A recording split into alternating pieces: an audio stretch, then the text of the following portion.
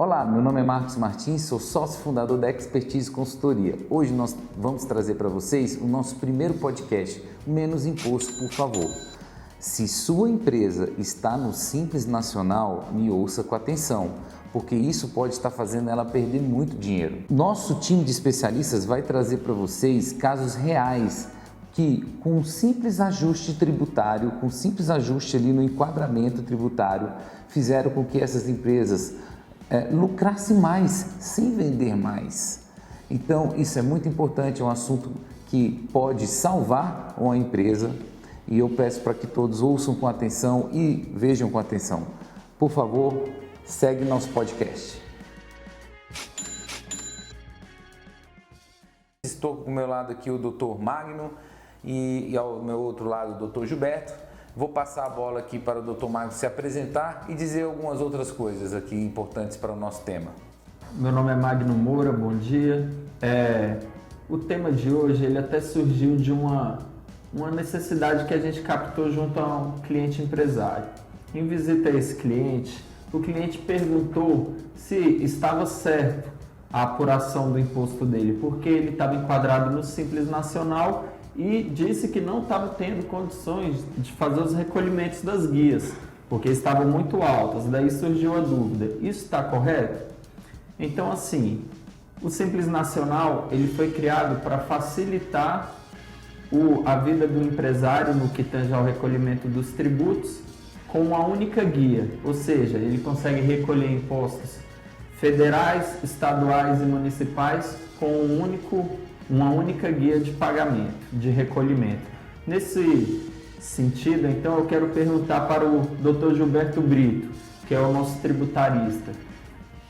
Dr. Gilberto, é correto dizer que o Simples é a maneira mais prática e mais econômica de fazer o recolhimento dos tributos da sua empresa? Bom, Dr. Magno, essa pergunta... Bom, primeiro, deixa eu me apresentar. Meu nome é Gilberto Brito, eu sou contador, tenho mais de 30 anos de vivência na militância contábil e especialista na área tributária. É uma estrada já, né, Gilberto? É uma estrada. E essa pergunta que você me fez, ela é muito recorrente. Muitos empresários já me fizeram essa mesma pergunta. Estou corretamente enquadrado no Simples Nacional na questão tributária, ou seja, escolhi a forma tributária mais vantajosa para a minha empresa, considerando o Simples Nacional, considerando as outras formas de tributação, como presumido e real? Isso é uma pergunta recorrente. E a resposta é, em muitos casos, não. Não escolheu a forma tributária correta. Primeiro que escolheram para ele. Ele não escolheu. Quem escolheu para ele? Bom, geralmente ele me diz assim, bom, mas o meu contador disse que essa era a melhor forma. Sim, eu também já ouvi muito isso. Agora, ele provou, porque, na minha opinião, você deve escolher a melhor forma tributária para a sua empresa, mas antes você tem que fazer um estudo para isso. Você tem que comparar as formas tributárias existentes para poder escolher aquela que é menos onerosa, é óbvio. Doutor Gilberto, por que as pessoas têm essa impressão que o Simples é a melhor forma de estar recolhendo os tributos? A princípio, eu diria, essa afirmação, o tipo se tornou uma espécie de, diria, mentira, entre aspas, que contado várias vezes se tornou uma verdade, né? Porque todo mundo acha que só a palavra simples parece que já traz uma crença para o empresário que se é simples é mais barato. E, como eu costumo dizer, o simples, em muitos casos, é só simples. Não é barato. Não é a forma tributária mais, eu diria, mais em conta de onde você vai pagar menos imposto. Às vezes é a pior, né? Mas às vezes também é, né? Mas às vezes também é. Por isso que eu digo sempre, antes de se enquadrar no Simples Nacional ou em qualquer outra modalidade tributária, porque né, tem mais duas além do Simples, faça um estudo tributário. Então é essencial conhecer o seu perfil, a atividade que você está exercendo, para o faturamento também, bem lembrado, e para saber qual é o regime adequado, que vai gerar, ou seja,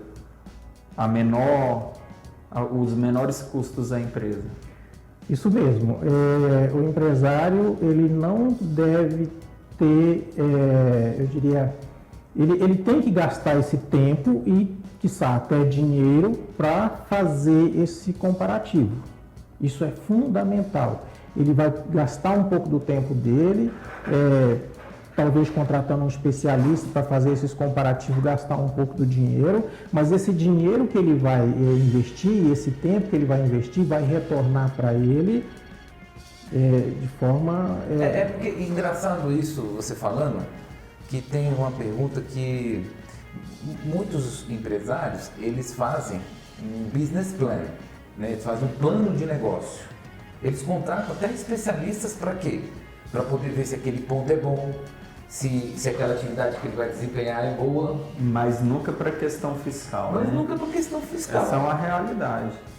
E a questão fiscal... E ele gasta dinheiro para fazer isso. No caso, eu acredito que ele transfere isso para o contador, né? Exatamente. E acaba que isso não é uma obrigação do contador. Justamente, é exatamente aí. Ele contrata os especialistas para fazer o plano de negócio, onde lá dentro está vários estudos envolvidos, do tipos financeiros, o local, o tipo de produto, o perfil do consumidor, etc, etc. Mas não tem a parte fiscal.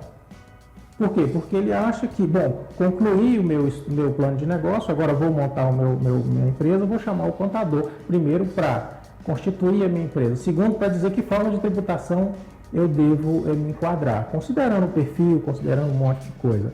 E quando o negócio é pequeno, está começando, o que ele escuta sempre é Simples Nacional, é uma resposta automática.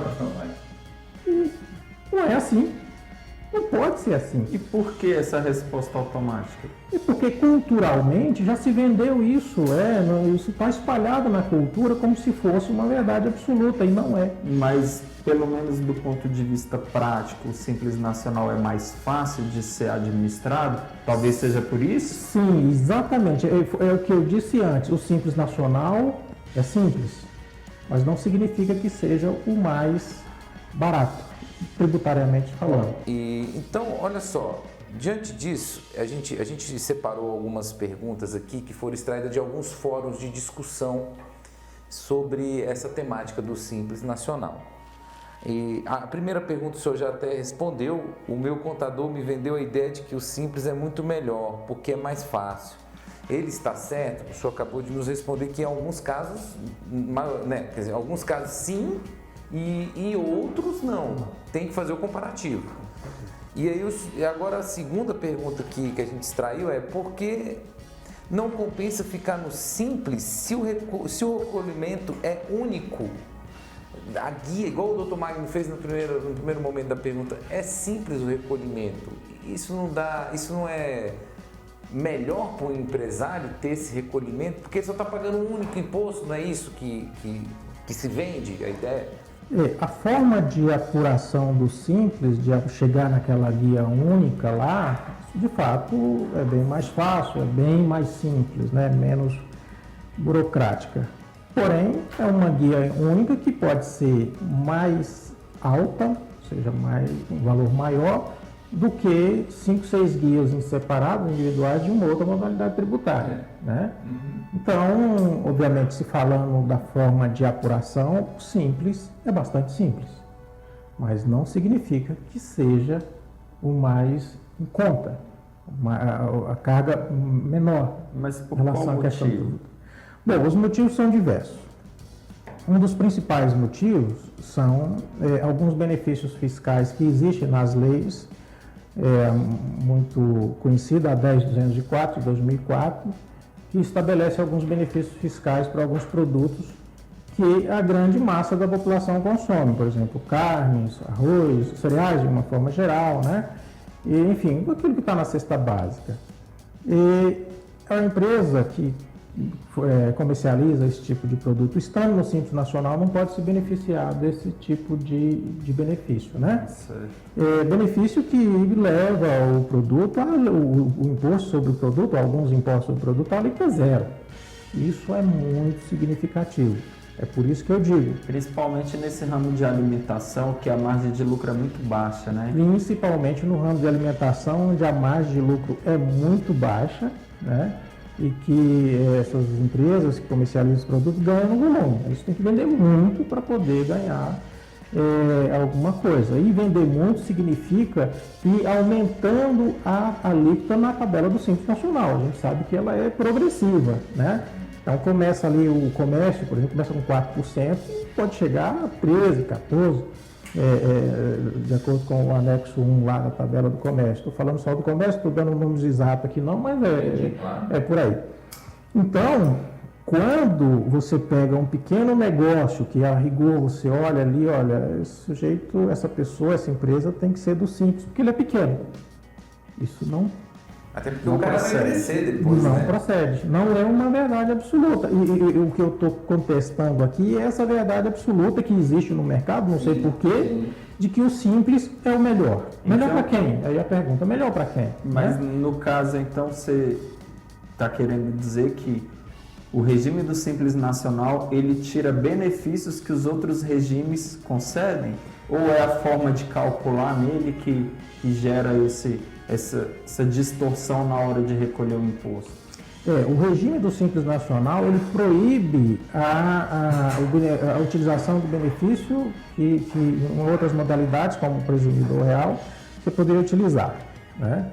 Obviamente, quando a sua empresa está no Simples Nacional e você vai comparar com o Simples e com o Real, você tem que considerar a tributação dessas modalidades aí para poder fazer o comparativo em relação ao Simples, né? E ali definir o que é melhor para você. E tem mais um detalhe. Empresa iniciou suas operações. Então, vem aquela resposta automática. É Simples Nacional. Você mal começou. Olha, o período que a gente começa é o que leva mais prejuízo. Ah, é? Você está aprendendo, né? Por quê? Porque primeiro o teu negócio está começando. Você não tem aquela gama de clientes, você não tem aquele faturamento consolidado. Investiu muito. Você investiu muito, você gasta muito, você entra pagando aluguel, pagando energia, pagando água, pagando funcionários. E o teu faturamento não é aquilo que, às vezes, até a pessoa esperava. Então, o que você tem? Você tem um prejuízo. Para efeito contábil, você tem um prejuízo. Infelizmente, é assim. E se está no Simples, você está pagando o imposto sobre o seu faturamento, independente do seu prejuízo, né? Eu estou tendo prejuízo, estou pagando imposto de renda, contribuição social, que não incide sobre prejuízo, obviamente, mas no Simples você paga. Então, com isso o senhor está dizendo que a base de cálculo dos impostos no Simples é diferente da dos outros regimes? Sim, é diferente, sim, sem dúvida Pode nenhuma. dar um exemplo da diferença entre elas? Bom, eu costumo dar um exemplo muito clássico que eu tenho na minha vivência já de muitos anos, que é a área de frigoríficos, né? Os frigoríficos, de uma forma geral, e toda vez que a gente fala em frigorífico, a gente pensa naqueles grandes frigoríficos que existem aí de Brasil afora, né? Aqueles gigantes aí da economia. Não é só isso. Existem os pequenos frigoríficos, aqueles que a pessoa trabalhou em um grande frigorífico e decidiu sair e montar o seu próprio frigorífico. Então ele começa com um negócio muito pequenininho, né? Faturando um pouco ali e tal. Então ele já sai logo com aquela ideia da empresa de onde ele sai para montar uma empresa para ele, que ele vai montar uma empresa do Simples. Eu já vi isso muito, eu acho estranho. Mas eu já vi muito açougue pequeno aí, rapaz, fazendo fila na região. Justamente. Os açougues também se enquadrariam nesse exemplo? Se enquadram. Os açougues até de bairro mesmo? Se enquadram, sim. E como eles vendem carne, que o consumo é muito grande, né? Normalmente os seus faturamentos são altos, né? Não estou falando de milhões aqui, né? Mas eu estou falando aí de um açougue para vender 200, 300 mil reais por mês, não é difícil. É muito fácil, né? Dependendo, né, do bairro onde ele esteja, ele vende isso aqui facinho. Tá, e para quem tem fatura 300 mil reais por mês, enquadrado no Simples, vendendo carne, é o pior regime tributário que pode se apresentar. Mas ele, na cultura, absorvido da cultura de que empresa pequena tem que estar no Simples, está no Simples. Mas, assim, em números, Antes, deixa eu te interromper, perdão. Mas por que é pior? Ele está recolhendo o imposto sobre o faturamento dele. Em outro regime, ele recolheria o imposto de uma forma diversa? Sim, no caso aqui que eu estou exemplificando, os frigoríficos, os açougues, de uma forma geral, estou falando do pessoal pequeno, aqueles que estão no Simples Nacional. Ele está faturando, vou dar um exemplo, 300 mil reais por mês, então por ano já é 3 milhões e 600. Certo. E está pagando imposto em cima de 3 milhões e 600. A alíquota de quanto? A alíquota pode estar aí em torno de 10% a 12%. Então acabou que está pagando mais de 350 mil por ano só de imposto. Sim, só do imposto simples. Considerando o lucro dele num faturamento desse, é uma média percentual de quanto? Já que o senhor tem esse conhecimento nesse nicho. A minha experiência diz que em torno de 6%. 6%? Quanto que dá 6%, Marcos? 18 mil reais. Então, um açougue que vende 18 mil reais... Não, que vende 300 mil. Um açougue que vende 300 mil reais, ou seja, tem um faturamento de 300 mil, ele está recolhendo imposto sobre os 300 mil. O que pode estar representando é em torno de 10, de 30 mil reais por mês do Simples Nacional, né? Digamos, em torno de 25 mil, vamos pensar aqui que existe uma redução da tabela, mas quem vende 300 mil pode estar pagando de 20 a 25 mil reais, quando, com toda certeza, em outras modalidades tributárias... Por exemplo, o lucro real, quanto que ele pagaria? O lucro real, veja bem, considerando esses parâmetros. Ele ia se beneficiar, neste caso, das alíquotas zero de PIS e COFINS. Então já diminui bastante. O outro imposto incidente sobre o resultado, sobre o lucro, seria o imposto de renda e a contribuição social. Se a gente pensar nessa média de um lucro de 6%, né, 18 mil seria a base de cálculo, vezes os impostos lá, ou seja, seria bem mais baixo do que 20 a 25 mil reais. Então, no lucro real, o imposto incidiria sobre o lucro, não sobre o faturamento. No caso do imposto de renda, é contribuição social. Certo. O faturamento teria incidência de PIS e COFINS, que seria a alíquota zero praticamente para todos os produtos. Tem umas exceções, os embutidos, linguiça, etc., que tem a tributação de PIS e COFINS, mas são exceções, são valores que não são muito significativos dentro desse faturamento. A grande massa aqui é carne bovina, carne suína, aves, de uma forma geral.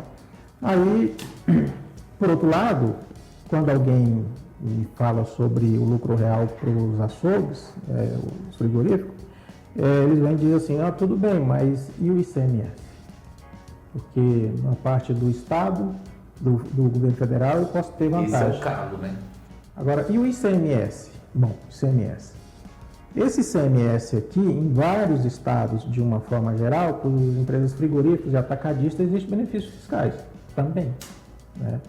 Aonde ele pode se enquadrar, aí eu tenho que analisar caso a caso, onde é que é o estado em que ele está, verificar na legislação do ICMS do estado, para verificar o benefício que ele pode ter. Aqui no Distrito Federal, por exemplo, a gente tem um benefício do artigo 320D, do decreto 18955 de 98, se não estou enganado, que é o nosso regime, o regulamento do ICMS, né?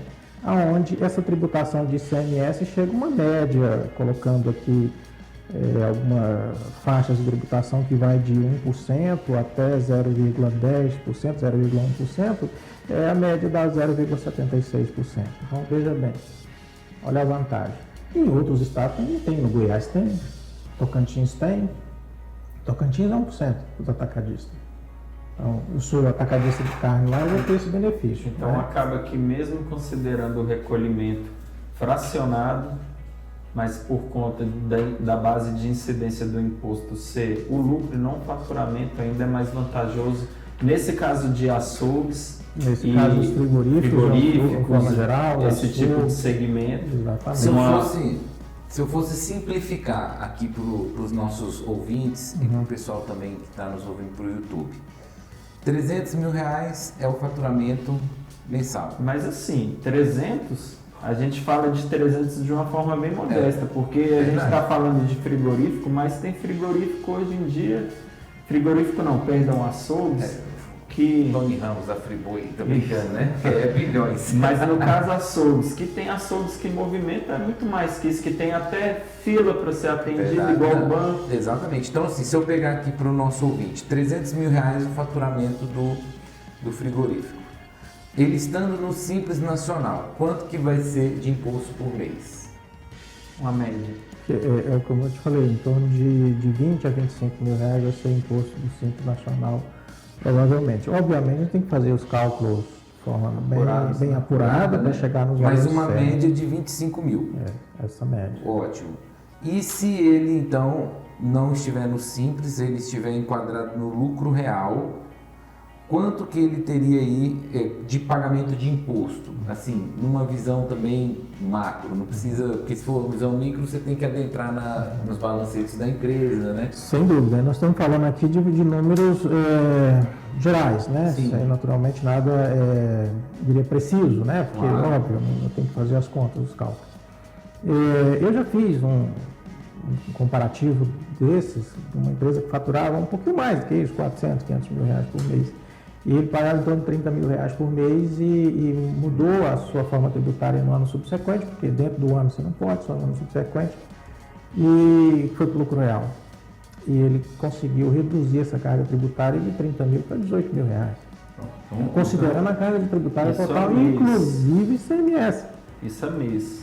Isso é um mês. São mês. Então aqui, ó, nós estamos, você colocou 25 mil reais de um lado, estando no Simples, ele pagando de imposto, na guia única, né? Na guia única. E ele estando no lucro real, ele pagaria 18 mil reais. Neste caso aí com 300 mil, talvez 15 mil reais, né? Então, 15 a 18 mil, faz as apurações. 15 mil reais em várias guias. Em várias guias, né? Em várias guias. Teria aí um pouquinho de PIS e COFINS sobre os embutidos, que tem que ter, imposto de renda, contribuição social e o ICMS, né? Entendi. A parte previdenciária sobre a folha, que aí também é importante verificar essa parte, mas seria mais ou menos isso aí em várias guias. Então tá, então se eu for pegar aqui... É uma economia de 7 mil reais por mês, eu já fiz o cálculo. Não, eu sei, mas calma aí para o nosso ouvinte ficar mais atento. 25 mil reais menos 15 mil reais, não, 10 mil reais de economia, vezes 12, nós estamos falando de 120 mil reais por ano de economia. Eu não sei em que mundo vocês vivem, mas 120 mil reais para mim é uma graninha boa, não é não, doutor Mário? Dá para comprar uma Mercedes, né? Se Deus quiser. Eu sou rica! Eu sou rica! Olha só, que de um faturamento de 3 milhões e 600 mil reais por ano, né, são 300 mil reais por mês, a gente está falando de uma provável economia de 120 mil reais por ano. Não, e a gente faz essa brincadeira aqui, mas assim, você mesmo falou que o empresário, ele tem em média de lucro de 18 mil reais, né? E esses 18 mil reais, com toda certeza, ele tem que tentar reinvestir no seu próprio negócio, tem que pagar os custos da sua família, e é um cara que trabalha quantas horas por dia, doutor Gilberto? Esse pessoal não tem hora, né? Eles começam mais cedo do que todo mundo, fecham mais tarde e trabalham sábado, domingo, feriado, dia santo, não tem férias, não tem férias. Então você aumentaria no prolabore do cara mais 10 mil reais, que ele poderia optar por ou contratar uma pessoa, mais uma pessoa, um gerente, alguma coisa do tipo, ou mesmo usufruir de umas boas férias, algo do tipo, para ele poder dar um descanso, né? Ou reinvestir no seu próprio negócio para ter mais crescimento. Exatamente. Então, assim, aí agora, voltando até as perguntas... Ou então, sai do vermelho também. Porque às Total, vezes ele está com as né? contas que não fecham. E o problema dele é a tributação errada. Você começou o negócio também, né? Você tocou num assunto aí muito importante. E que eu já fui procurado por vários clientes, né, contribuintes, que estavam no Simples Nacional, nesse segmento, então, e outros também, e que não estavam conseguindo pagar aquela guia única mensal, porque ele estava sufocado. Então, a gente fez um estudo tributário, verificou que eles realmente estavam na modalidade tributária inadequada para a empresa dele, escolhemos a outra forma tributária das duas existentes e, no final, ele disse, agora eu consigo pagar meu imposto, eu não fico mais inadimplente. E aquele imposto que eu fiquei devendo os anos anteriores, porque foi fechado assim, ele não consegue mais mudar, né? Ele tem que pagar. Eu fiz um parcelamento e agora eu coloquei dentro do meu orçamento a parcela mensal e mais o imposto vencendo na nova modalidade que eu estou. Dessa forma eu consigo pagar. Eu sei que o meu parcelamento vai durar alguns meses aí, um ano, mas uma hora ele vai acabar. E aí vou respirar mais ainda. Então quando eu escutei isso do contribuinte, e eu vi que eu pude ajudá-lo a ele chegar nesse... consolidar. Eu fiquei muito feliz. Por quê? Porque não tem nada pior na vida do empresário do que o imposto atrasado que ele não consegue pagar. Até porque esse daí consome os bens pessoais dele, né? Consome, exatamente. Bem cuidados, né? A inadimplência tributária, uma hora vira uma execução fiscal, e se ele tiver bens, essa execução vai pegar esses bens, tudo que ele construiu pode ser revestido para pagar o imposto com multa e juros, multa que não é barato, não é baixo, né? 20%, enfim. E quando o empresário consegue se livrar desse risco fiscal, pagando os impostos dele de forma adequada, da forma, eu diria, menos onerosa, mas de forma legal, obviamente, e parcelar, inclusive, os passados lá que foram absorvidos, ou seja, foram, infelizmente, estavam na modalidade errada, mas não pode fazer mais nada sobre isso passado, infelizmente. Ele estava sendo sugado. E aí ele consegue respirar um pouco mais e pensar no crescimento do negócio dele. E por outro lado também, doutor Gilberto, a gente verifica que nesse círculo vicioso, vender mais não é a solução, porque às vezes ele vendendo mais, ele vai continuar proporcionalmente pagando mais imposto. E ele não consegue sair daquela situação. Sem dúvida Cortar custos operacionais, além de fazer a empresa dele encolher, também não vai gerar o resultado esperado. A questão é enquadramento, né? Porque o que está consumindo a capacidade financeira dele é justamente o imposto. E aí, antes de você responder, eu até separei uma pergunta aqui que é exatamente sobre isso. Como faço para deixar o Simples Nacional? Já que nós estamos vendo que ele, em determinados casos, como a gente citou aqui em exemplos, não é vantajoso. Bom, a primeira coisa que ele tem que fazer é, de fato, um comparativo tributário. Ele tem que fazer esse estudo. Não adianta querer tomar decisão entre esta ou aquela modalidade tributária sem fazer esse estudo. Tem que contratar o profissional da área para realizar esse trabalho de comparativo tributário. Um profissional que tenha experiência, que saiba fazer isso, que tenha competência, que tenha compromisso com o negócio dele, entenda o negócio dele para poder estabelecer essa forma tributária aí para ele e ele então poder tomar a decisão no ano subsequente, porque a mudança, sair do Simples Nacional ou sair de qualquer modalidade tributária, seja presumido ou lucro real, só no início do ano subsequente. Eu até, na minha pergunta, fui um pouco equivocado. Não é só então deixar o Simples, é ver se no seu nascedouro se você vai nascer ou não como Simples Nacional. Sem dúvida. Primeira coisa. Então, iniciou a empresa. Falamos no início do podcast que o empresário ele dá atenção para avaliação do negócio do ponto de vista do mercado, do produto, do consumidor em geral, mas não dá negligencia essa questão fiscal. E aí depois bota a culpa em quem, Gilberto? Olha, geralmente no contador, né? Ou no estado, né? No estado que tributa, né? E no contador, etc. Agora, veja bem. Então aí voltando, para que ele saia do Simples, ele identificou, fez o comparativo e verificou que realmente ele estando no Simples não é vantajoso, não é adequado. Como ele faz para sair? Porque diante disso ele vai querer sair imediatamente. Sim, imediatamente ele não vai poder fazer isso, porque ele já fez uma escolha da forma tributária do Simples no início do exercício corrente e vai ter que esperar esse exercício acabar, né? Então estou dizendo que ele fez a opção lá em janeiro, né? Normalmente se faz isso, e vai ter que esperar até o final do ano, dezembro, para fazer a alteração de regime em janeiro do ano subsequente. É assim que diz a lei, é assim que tem que ser feito. Infelizmente, e eu já tive caso onde eu fiz esse estudo, o empresário disse: eu quero sair disso agora. Eu falei: o senhor não pode.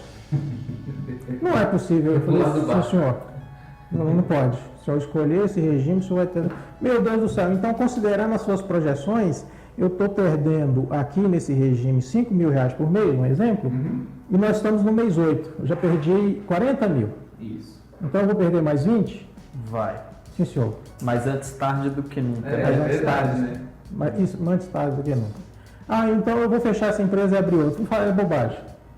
Bobagem, não faça isso não. Espere os 4 meses passar, pague seu imposto aí, mesmo, né? Difícil, mas infelizmente é assim, tem que pagar mesmo.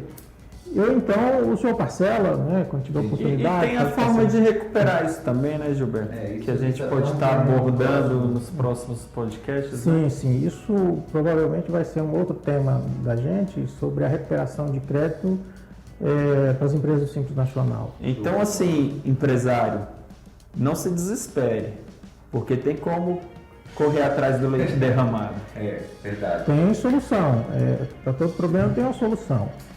Eu escuto muito essa história de estou no Simples Nacional, porque foi uma coisa até automática da própria cabeça do empresário. Ele escuta tanto isso que para ele é o Simples Nacional. Mas que ninguém nunca apresentou contas mostrando que o Simples Nacional é o melhor ou não. Porque também é importante para esse empresário, eu acho que com certeza ele ter certeza que o Simples realmente é o melhor. Então, se ele fizer esse estudo e o estudo mostrar que o Simples Nacional realmente é o melhor para ele, ele fica confortável. E tira a dúvida, né? E tira a dúvida.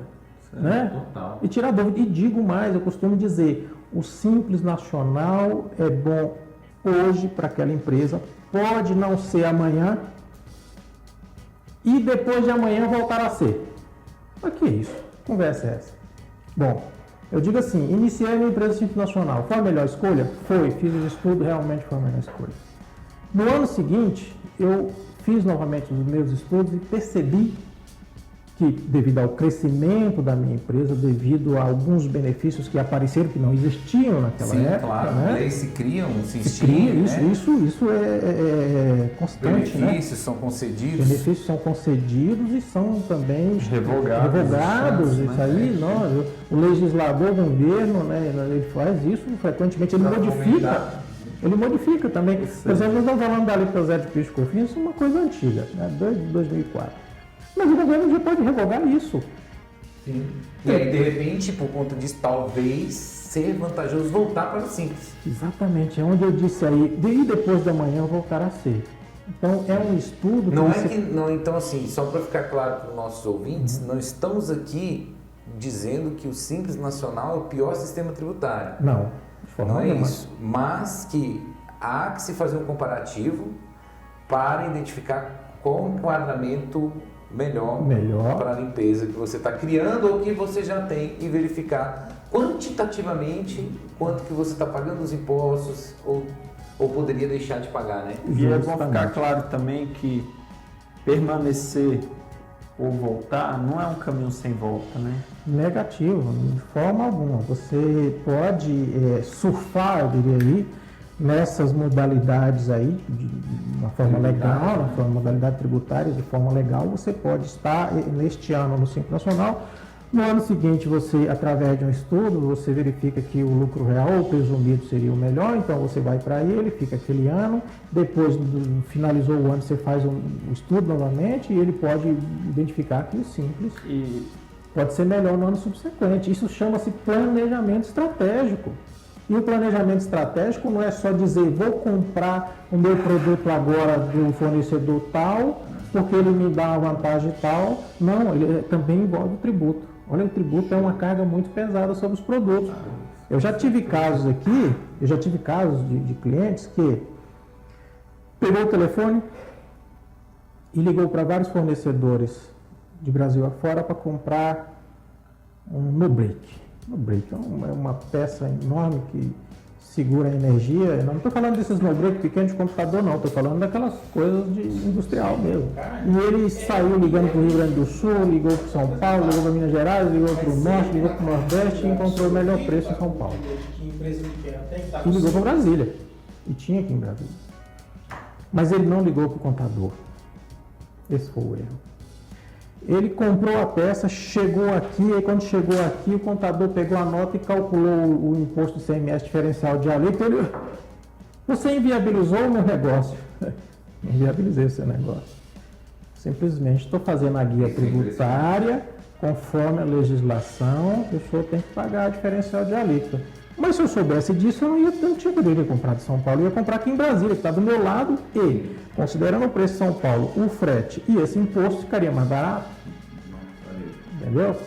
Então, é muito importante. Você sabe assim, você lembra o quanto a mais ficou? Olha, não, isso é um caso bem uns 20, 30 mil reais a mais? O no-break ele custava, parece que 100 e poucos mil reais, e isso onerou mais em... A diferença de alíquota São Paulo é 7, na época brasileira 17, né? Então nós tínhamos 10% aí de diferença. E, então nós estamos falando de 12 mil a mais, aquela coisa toda, e realmente ficou... Gilberto, sensacional. Agora, outro questionamento que é feito na internet e assim, a gente observa que não é nem tanto um questionamento, mas é mais uma afirmação dos questionamentos. O empresário, então, ele tem que se envolver mais no seu negócio na parte contábil e tributária, né? Ele também, não adianta jogar tudo para o contador não, né? Conta um pouco sobre isso aí. Essa é uma boa pergunta. De fato, ele deve se envolver. Porque isso significa o dinheiro dele, é o dinheiro dele. Veja bem, eu não vou naquela reunião, eu como empresário, dá um exemplo aqui, não vou naquela reunião com o meu contador para falar do tributo tal, porque que chatice, não é? Não, eu estou aqui no meu negócio, vendendo, comprando, etc, não tenho tempo para aquilo não. Olha, Ele que faça, né? Ele que faça. Então o que ele fizer eu assino embaixo. Isso pode significar a perda de muito dinheiro. Muito dinheiro. Então, faz parte do negócio do empresário esse envolvimento contábil e tributário. Ele tem que entender, ele precisa entender. Isso é difícil? Eu sei que é complexo, muita gente não quer nem ouvir falar Esse nisso. podcast, inclusive, visa isso, Visa né? isso, esclarecer, desmistificar algumas questões. Justamente abrir, jogar uma luz sobre isso aqui, sobre essas questões. Eu te falo isso, Marco, porque eu também já fui empresário de comércio. Eu, além de contador, já tive empresas, né? E quando eu olhava aquilo ali, aí eu aplicava para mim, obviamente, como contador, e fazia uma grande diferença na minha conta no final do mês. Porque não é só crise econômica que acaba com de forma alguma, as crises são passageiras. O imposto está lá, sempre, às vezes até aumentando, não é? As crises não, vem uma aqui, vem outra acolá, depois vem um pico de melhora. Eu senti isso quando eu estava no comércio, quando eu tinha comércio também. Hoje não tenho mais tempo para isso, infelizmente não. Graças a Deus nem precisa, né? Mas eu percebi isso, então eu estava ali no meu comércio, fazia as minhas contas, questões tributárias, todo envolvido, aí eu pensei no vizinho, no meu vizinho. E, pelo amor de Deus, será se esse vizinho aqui que vende praticamente o que eu vendo, é uma coisa parecida com o meu negócio. Será que ele sabe disso? Será se ele, né, se atenta a essas coisas? Olha, provavelmente não. E assim como ele, existe milhões aí brasileiros. Não adianta o cara botar a culpa no governo, botar a culpa na crise econômica ou no funcionário, sendo que o que está matando ele é um reenquadramento que não foi feito da forma correta. Assim, uma coisa importante é chamar a responsabilidade para si, porque muitas vezes ele está negligenciando um ponto vital da empresa dele. Justamente. E aí é importante para ele fazer isso. Ele não vai numa feira de negócios, gasta dinheiro, viaja, né? Se reúne com seus fornecedores e com os clientes, gasta aquele tempo dele. Então, por que ele pode fazer isso com um profissional? Eu acho que inclusive ele poderia colocar na agenda dele sugestão. Dia tal, vou me ter com o meu contador. Eu quero saber como é que está minha contabilidade, eu quero saber como é que está a minha apuração tributária, eu quero saber se existe alguma novidade tributária no meu segmento, do que eu faço, se tem alguma coisa que eu possa beneficiar legalmente, né? Se a minha empresa está bem tributariamente falando, né? Sim. E isso ele tem que se ter com o contador, não adianta que outra pessoa não vai responder isso. Mas assim, Gilberto, uma coisa que eu vejo, até por experiência, é que muitas vezes o contador não está disponível para atender o empresário, porque são muitas responsabilidades. Mas nesse caso também a gente pode estar sugerindo aí que o empresário ele procure consultorias nesse segmento, né? Sim, e por isso mesmo existem essas consultorias aí especialistas, né, nessas áreas que fazem esse tipo de trabalho, né? É uma consultoria específica para aquele segmento, para aquele empresário, para aquela situação. Eu não queria fazer o jabá, mas nosso jabá já fazendo, nós temos a empresa Expertise que faz essa consultoria empresarial, capitaneada pelo Dr. Gilberto e auxiliada por nós, né, Magno, também na parte jurídica. E vai ficar aí o nosso site na descrição do podcast, vai ficar aí os nossos contatos também. E eu acho que assim, essa bola não pode ser só conduzida pelo empresário, não. Ele tem que dividir isso para ele poder fazer o gol dele. Não é só um jogador que vai fazer esse gol, tem que ser feito por vários. É uma equipe jurídica, é uma equipe... Sem dúvida. Mas meu negócio é pequeno. Então, contrate de forma mais enxuta. Mais enxuta, procura consultorias mais enxutas que podem atender, porque existem consultorias diversas no Brasil, vários de pacotes tamanhos diferentes, né?